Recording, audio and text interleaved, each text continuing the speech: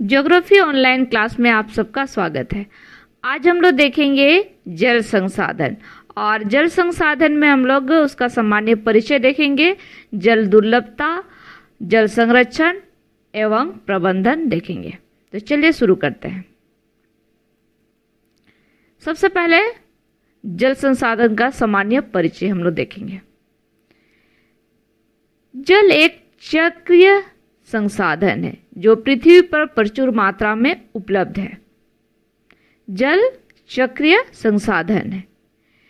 जब हम लोग संसाधन चैप्टर पढ़ रहे थे तो उसमें हम लोग देखे थे कि जल एक नवीकरणीय संसाधन है और यहाँ हम लोग देख रहे हैं जल एक चक्रीय संसाधन है।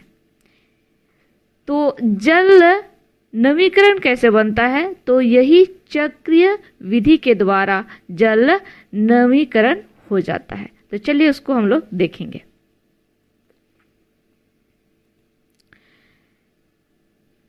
यहां हम लोग देख रहे हैं ये जल चक्र है, ठीक है। कैसे जल एक चक्र द्वारा घूमते रहता है। दिन के समय में जब गर्मी पड़ती है, सूर्य का जब रोशनी पड़ता है तो पृथ्वी तप्त हो जाता है और पृथ्वी में जितना जल है तो वो गर्म हो जाता है और जल जब गर्म हो जाता है तो क्या होता है? भाप बन करके ऊपर उड़ने लगता है, ठीक है। उसको हम लोग वाष्पीकरण कहते हैं। और ऐसे नहीं कि केवल जलाशय का जल गर्म होता है, नदी का जल गर्म होता है, तालाब का जल गर्म होता है। पृथ्वी में अगर मृदा में जल है तो वो भी वाष्प होकर के ऊपर जाता है, ठीक है। और वैसे ही जितना पेड़ पौधा है उसमें भी होता है वाष्पोत्सर्जन क्रिया और इसी क्रिया के द्वारा इसमें जो जल पाया जाता है वो भी ऊपर वायुमंडल में चला जाता है। और जल जो है जैसे जैसे वो ऊपर जाता है तो वो ठंडा हो जाता है और वो संघनन क्रिया के द्वारा वो आपस में मिलने लगता है, संघनित हो जाता है और जब बड़ा बादल का रूप निर्माण करता है तो वो बाद में बारिश के रूप में पुनः पृथ्वी पर आ जाता है, ठीक है। बारिश होता है और बारिश के द्वारा जो जल पृथ्वी से ऊपर गया था वो पुनः पृथ्वी में बारिश के द्वारा आ जाता है, ठीक है। तो ये चक्र जो है ये चलते रहता है, ठीक है। इसी को बोलते हैं जल चक्र और इसी क्रिया के तहत जल जो है वो नवीकृत हो जाता है, नवीकरण उसका हो जाता है। यह प्रकृति का सबसे मूल्यवान उपहार है। जल जो है ये प्रकृति का सबसे मूल्यवान उपहार है। किसके लिए? तो हमारे लिए, पेड़ पौधों के लिए, समस्त जीव जंतु के लिए, क्योंकि प्रकृति भी ये हम लोग को मिला है। विश्व में जल के कुल आयतन का 96.5% भाग महासागरों में पाया जाता है और केवल 2.5% अलवणीय जल या मीठा जल है, ठीक है। तो सबसे ज़्यादा जल महासागरों में है लवणीय जल के रूप में। केवल 2.5% जल जो है वो अलवणीय है या उसको मीठा जल भी कहते हैं, जो हम लोग उपयोग में लाते हैं। विश्व में अलवणीय जल का लगभग 70% भाग अंटार्कटिका, ग्रीनलैंड और पर्वतीय क्षेत्रों में बर्फ की चादरों और हिमनदों के रूप में मिलता है, जबकि 30% से थोड़ा सा कम भौम जल के जलभृत के रूप में पाया जाता है। ये जो 2.5% जल है, मीठा जल या अलवणीय जल, इसी का 70% जल कहाँ पर है? तो अंटार्कटिका, ग्रीनलैंड और पर्वत में, जहाँ बर्फ के रूप में जमा हुआ है या हिमनदों में, ठीक है। तो अधिकांश जल हम लोग इस रूप में देख रहे हैं, ठीक है। इसको हम लोग मैप में देखेंगे। ये जो सादा सादा दिख रहा है, ये सादा सादा वाइट वाइट जो दिख रहा है, ये है अंटार्कटिका। और ये एक महाद्वीप है, लेकिन पूरा बर्फ के चादर से ढका हुआ है। ये है ग्रीनलैंड। ऊपर में ये जितना ये वाइट वाइट दिख रहा है, ये पूरा बर्फ है। ये है ग्रीनलैंड, और ये ग्रीनलैंड के आसपास छोटा छोटा द्वीप है, ये सभी बर्फ से ढका हुआ है। और हम लोग क्या देखें, अंटार्कटिका, ग्रीनलैंड, और जितना बड़ा पर्वत है, जितना ऊंचा पर्वत है, जैसे यहाँ हिमालय पर्वत है, हिमालय पर्वत की चोटी में भी बर्फ का चादर है, और यहाँ भी हिमनद है, हिम नदी है, ठीक है। और उत्तरी अमेरिका के यहाँ पर क्या है, तो रॉकी पर्वत है, यहाँ पर एंडीज पर्वत है। तो यहाँ भी जो चोटी है, पर्वत का जो चोटी है, उसमें बर्फ पाया जाता है। इस तरह से जितना भी और भी मतलब विश्व में जितना ऊंचा पर्वत है, सबके ऊपर में बर्फ है। तो ये जो 70% हम लोग जल बोल रहे हैं, वो बर्फ के रूप में है, मतलब उसका कोई उपयोग नहीं है। बाकी बचा कितना, तो 30% से थोड़ा सा कम भौम जल के जल वृत्त के रूप में पाया जाता है, और यही जल का हम लोग उपयोग करते हैं। भविष्यवाणी है कि 2025 तक भारत का एक बड़ा हिस्सा विश्व के अन्य देशों और क्षेत्रों की तरह जल की नितांत कमी महसूस करेगा। और ये आंकड़ा कौन दिया है, तो ये आंकड़ा हम लोग को संयुक्त राष्ट्र विश्व जल विकास रिपोर्ट 2003 के अनुसार ये मिला है, ठीक है।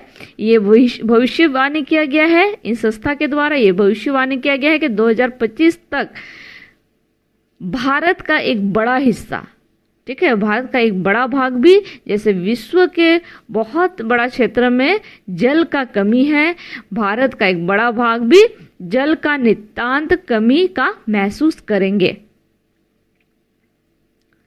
चलिए आगे देखते हैं। जल दुर्लभता, जल का अतिशोषण, अत्यधिक प्रयोग। जल दुर्लभता कैसे हो रहा है, तो जल का अतिशोषण से और अत्यधिक प्रयोग से। जल का बहुत अधिक प्रयोग हो रहा है, ठीक है, मतलब कि जल का जरूरत से ज्यादा प्रयोग, जितना जरूरत है उससे ज्यादा प्रयोग। सिंचाई के लिए जितना चाहिए होता है उससे हम लोग अधिक का सिंचाई करते हैं। जहाँ नहीं चाहिए होता है, पानी है तो वहाँ भी सिंचाई करते हैं। और खेतों के आसपास बहुत सारा कुआं, नलकूप बनाया हुआ है, जिससे जब चाहे उसे सिंचाई किया जाता है, जिसे जल दुर्लभता का सामना करना पड़ रहा है। जैसे हम लोग यहाँ देख सकते हैं, ठीक है, ये खेत है और खेत के आसपास ये बोरिंग किया गया है, और यहाँ से पानी इस तरह से निकाला जा रहा है। और ये जो पानी निकल रहा है, कितना पानी इससे वेस्ट हो रहा है, कितना बर्बाद हो रहा है ना। तो यही है जल का अतिशोषण या अत्यधिक प्रयोग, जरूरत से ज्यादा प्रयोग।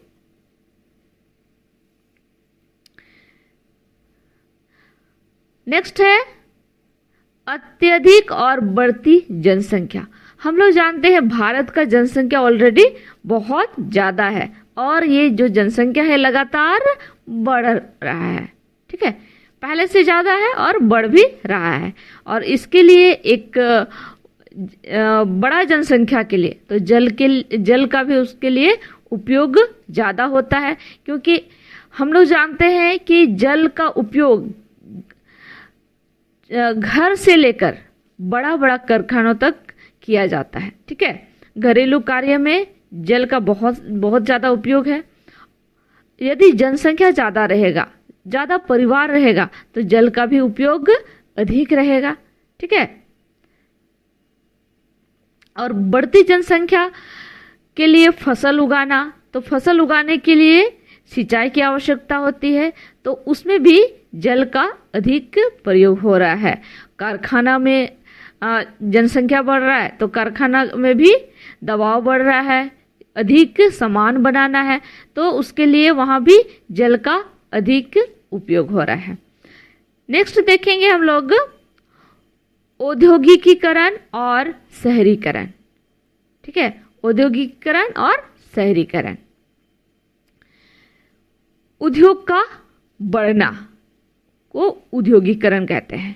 ठीक है, उद्योग का संख्या लगातार क्या हो रहा है, बढ़ रहा है, या जो कारखाना है उसका विस्तार हो रहा है, क्योंकि सामान का डिमांड भी बढ़ रहा है, क्योंकि जनसंख्या बढ़ रहा है। और बढ़ती जनसंख्या के लिए क्या बोले कि सामान का तो जरूरत है, शहर उसके लिए भी विस्तृत हो रहा है। बहुत सारे लोग गांव से शहर की ओर प्रस्थान कर रहे हैं, और शहर में क्या होता है कि उसके लिए बिल्डिंग बन रहा है। बिल्डिंग में भी जल का जरूरत होता है, पानी का जरूरत होता है, और शहर में जितना भी जनसंख्या बसेगा उसके लिए भी जल का जरूरत होता है। और औद्योगिकीकरण और शहरीकरण से क्या हो रहा है कि बहुत सारा क्षेत्र पक्का किया जा रहा है, मकान बनाया जा रहा है, तो अधिक शहर का विस्तार होगा, तो वहाँ से भूमिगत जल भी कम बढ़ेगा, क्योंकि वहाँ पर पक्का होने के कारण जो वर्षा जल होता है वो अंदर नहीं जा पाता है। तो औद्योगिकीकरण और शहरीकरण के कारण क्या हो रहा है कि भूमिगत जल घट रहा है और उपयोग बढ़ रहा है जल का, तो उसी को कहते हैं जल दुर्लभता, मतलब जल का कमी होना। नेक्स्ट है जल का प्रदूषित होना। जल का प्रदूषित होना, हम लोग जानते हैं कि जल कैसे प्रदूषित हो रहा है ना।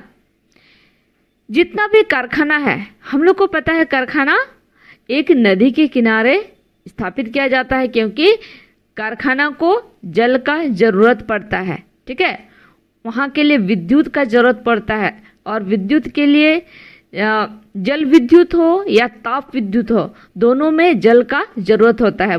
बहुत ज़्यादा मात्रा में जल का जरूरत होता है, और कारखानों में डायरेक्ट भी जल का जरूरत होता है।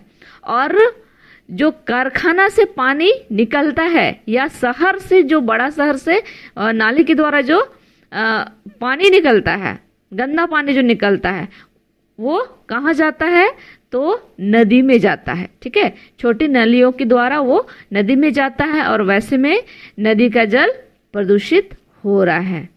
ठीक है, तो इसीलिए जल का कमी हो रहा है। चलिए आगे बढ़ेंगे हम लोग।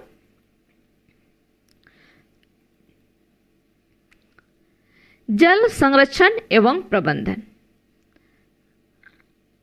हम लोग जल का दुर्लभता देखें। ठीक है, जल की कमी, तो हम लोग देखेंगे कि जल का संरक्षण कैसे किया जाए, और उसका प्रबंधन, मतलब उसके लिए एक कैसे योजना बनाया जाए कि उसका उपयोग सही ढंग से हो, ताकि जल का कमी ना हो। पहला है बहुउद्देशीय नदी घाटी परियोजना। बहुउद्देशीय नदी घाटी परियोजना एग्जाम्पल है भाखड़ा नांगल परियोजना, हीराकुंड परियोजना, उस तरह से बहुत सारा परियोजना है। ठीक है, जिसके तहत बड़ा बड़ा डैम बनाया गया है, बांध बनाया गया है, और वो जो डैम या बांध बहुत सारा उद्देश्य लेकर के बनाया जाता है, उसी को बोलते हैं बहुउद्देशीय नदी घाटी परियोजना। मतलब उस बांध से कारखाना में पानी सप्लाई किया जाता है, एक शहर में पानी पीने के लिए सप्लाई किया जाता है, मछली पालन होता है, पर्यटक के लिए होता है, तो इस तरह से सिंचाई के लिए होता है। इस तरह से नदी में जो बांध बनाया जाता है बहुत सारा उद्देश्य को लेकर के बनाया जाता है, उसी को बोलते हैं बहुउद्देशीय नदी घाटी परियोजना। और भारत में बहुत सारे ऐसे नदी घाटी परियोजना है, जिसके तहत जल को संरक्षित करने का कोशिश किया गया है और उसका उचित प्रबंध किया गया है, किस तरह से उसको एक प्लान वे में उसका यूज किया जाए। सेकंड है वर्षा जल संग्रहण। जल हमें कहाँ से प्राप्त होती है? तो वर्षा के थ्रू हम लोग को मीठा जल या अलवणीय जल प्राप्त होता है। ठीक है, तो वर्षा जल को हम लोग को संग्रहित करना है, क्योंकि अधिक मात्रा में जो बारिश होता है, बरसात में भी हम लोग देखेंगे तो जो बारिश होता है वो अधिकांश जल बह करके नदी द्वारा चला जाता है। ठीक है, पहले सारा एरिया से खेत, एक खेत से दूसरे खेत, फिर नाली के द्वारा शहर से भी, और वैसे में छोटे छोटे नालों से या छोटे नदी से बड़े नदी में चला जाता है जल, और वो जल समुद्र में मिल जाता है, खारे पानी में मिल जाता है। इस तरह से वर्षा जल को हम लोग को संग्रहित करना चाहिए। ठीक है, बहुत सारे क्षेत्र में इसको संग्रहित किया जाता है, जिस जहाँ जल का बहुत ज़्यादा कमी है वहाँ जिस छत के जल को एक ढलान के सहारे, मतलब जो छत का जल है ढालू रहता है, तो उसका जल को नीचे लेके लाया जाता है और नीचे में बड़ा बड़ा टंकी रहता है। ठीक है, भूमिगत टंकी रहता है, उसको टंका, राजस्थान में टंका कहा जाता है। बहुत बड़ा बड़ा रहता है, एक बड़ा कमरा के जैसे रहता है, एक तो बड़ा रूम के जैसे रहता है, और उसमें वर्षा जल को संग्रहित किया जाता है और उस जल को बहुत अच्छा से उपयोग किया जाता है। ठीक है, तो उस तरह से हर जगह वर्षा जल को संग्रहित करना चाहिए।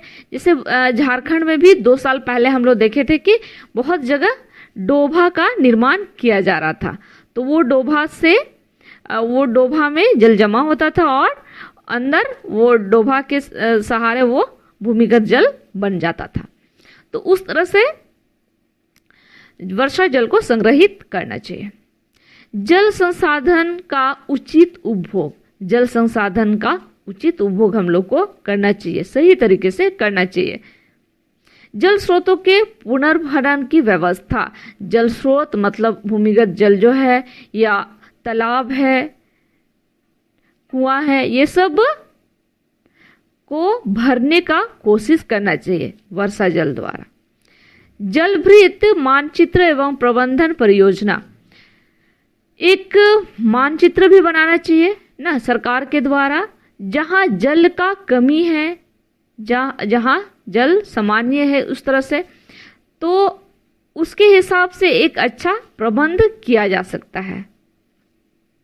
उपलब्ध जल में ही उगने योग्य कृषि फसलों को बढ़ावा देना, जितना जल है उसी में फसल को उगाना चाहिए, उससे ज़्यादा ज़बरदस्ती जल को डीप बोरिंग द्वारा निकाल करके सिंचाई नहीं करना चाहिए। सूक्ष्म सिंचाई अपनाना चाहिए। सूक्ष्म सिंचाई हम लोग देखेंगे किस तरह से किया जाता है और उस विधि को अपनाना चाहिए। यहाँ हम लोग देख सकते हैं कतार में कुछ फसल को लगाया गया है। ठीक है, इस कतार में लगाया गया है और देख सकते हैं यहाँ वो फसल के किनारे किनारे पाइप है। ठीक, वो पाइप से पानी जा रहा है और आप लोग देख सकते हैं कि जहाँ पर जल जरूरत है वहीं भींगा हुआ है ना, तो अगल बगल इससे नहीं भींग रहा है, मतलब पानी का वेस्टेज नहीं हो रहा, बर्बाद पानी नहीं हो रहा। इसी तरह का सिंचाई करना चाहिए। ठीक है, हर जगह सिंचाई का यही पद्धति होना चाहिए ताकि जल बर्बाद ना हो। इसी को कहते हैं सूक्ष्म सिंचाई अपनाना, सूक्ष्म सिंचाई पद्धति। नेक्स्ट है उद्योगों में कम से कम जल में काम करना। उद्योगों में बहुत ज़्यादा जल का बर्बादी होता है, तो उद्योगों में कम से कम जल का उपयोग करना चाहिए। ठीक है, मतलब जितना ज़रूरत है उससे ज़्यादा उपयोग नहीं करना चाहिए ताकि जल बर्बाद ना हो, क्योंकि जल ही हमारे लिए क्या है, जीवन है। तो इस तरह से आज हम लोग देखें जल दुर्लभता, जल संरक्षण एवं प्रबंधन। आगे क्लास में हम लोग फिर आगे देखेंगे। तो आज के लिए इतना ही। सबको धन्यवाद।